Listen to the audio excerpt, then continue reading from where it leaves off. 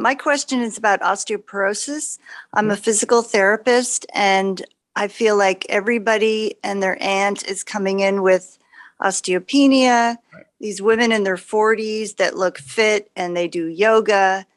And then, of course, the ones that are a bit older, they do have the kyphosis and they're more fragile.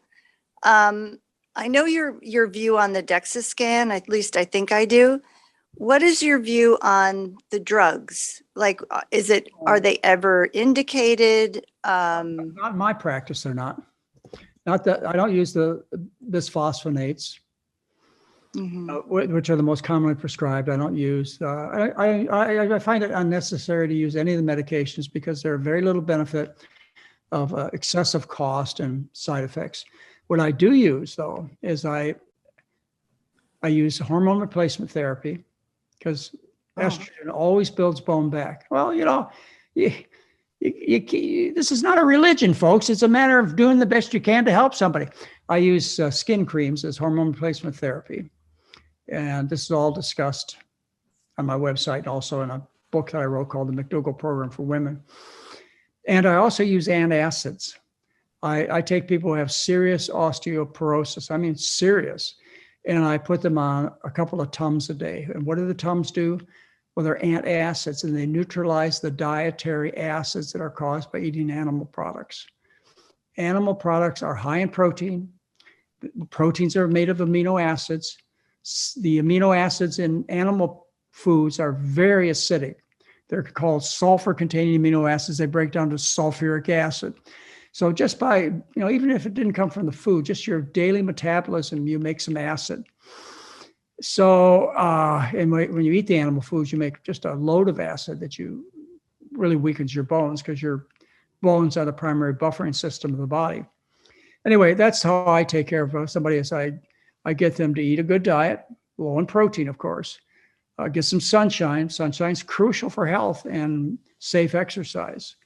And then if that's not enough, I'll put them on a couple of Tums a day and hormone replacement therapy. But that's really extreme as far as their bone loss goes. These are people having fractures, not somebody who flunks a bone mineral density test.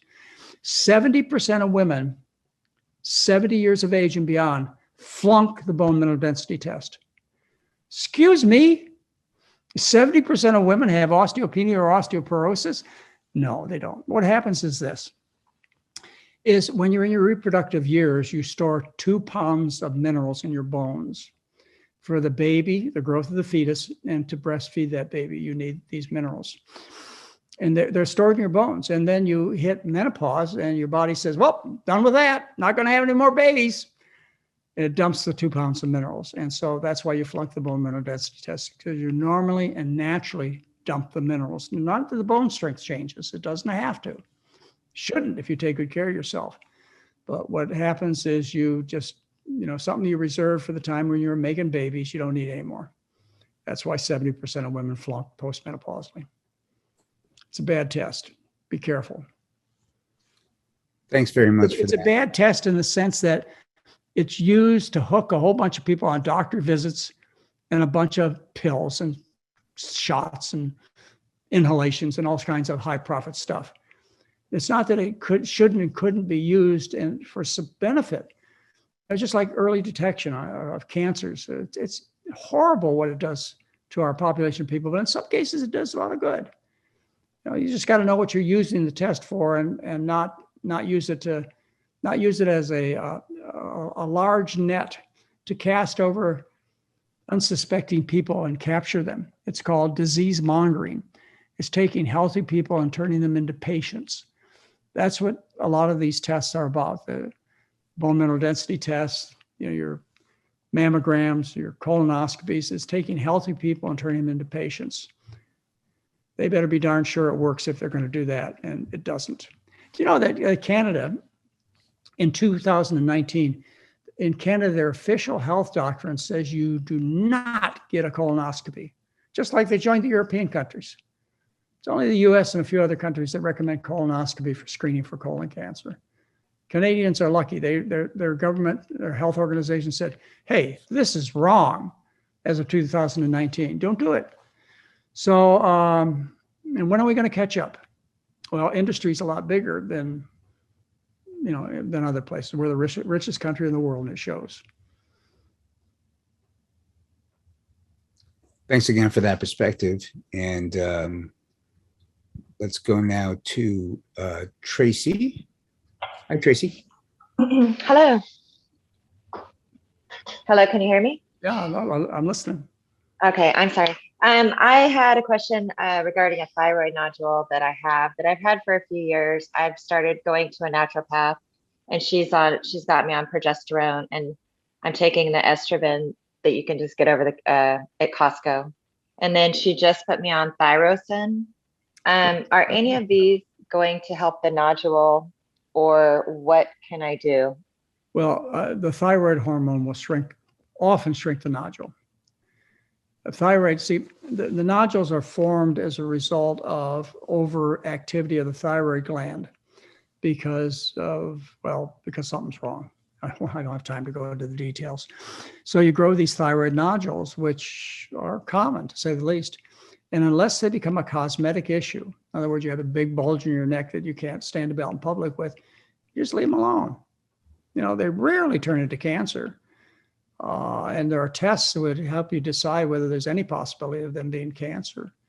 So it's another one of these overtreatment things. But I don't know anything about female hormones like progesterone or estrogen shrinking thyroids, but thyroid hormone will shrink the nodules.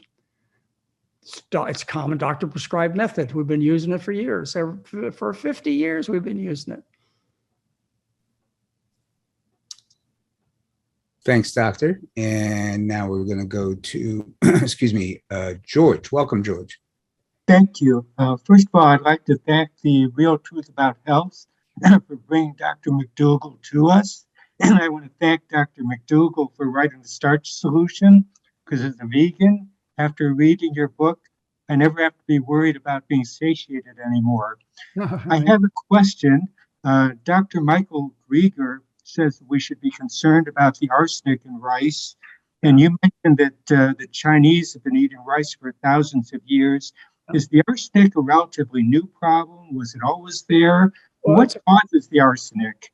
Okay, this is based on a Consumers Report article that ended up consuming rice as a very important staple. The reason rice has arsenic in it is because it's grown in soils, like in Louisiana, which were once populated by cotton. And the cotton was infected with boll weevils. And to kill the boll weevils, they used arsenic. So in the days of growing cotton in the South, they contaminated the fields with arsenic. And now when you plant crops on them, the crops will accumulate arsenic. And rice may be a little more efficient than other starches, but not much.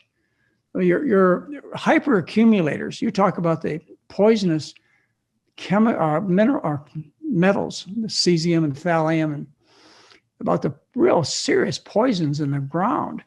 You want to know who the hyperaccumulators are. They're your cruciferous vegetables. They suck up that toxic stuff better than anybody else does. But you don't see anybody worried about that much, do they? And I don't worry about it much either. I mean, you should be eating your green and yellow vegetables. But this whole idea that we need to avoid rice, we need to avoid dirty rice that was grown in dirty soil. And how do you do that? Well, rice grown in other parts of the world besides the United States don't have that problem or don't have it as much. And California doesn't have it as much either.